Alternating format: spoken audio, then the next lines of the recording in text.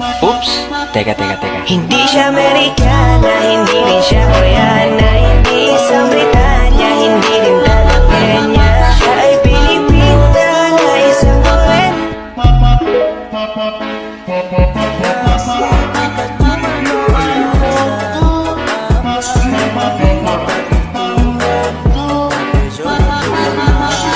Oops, teka.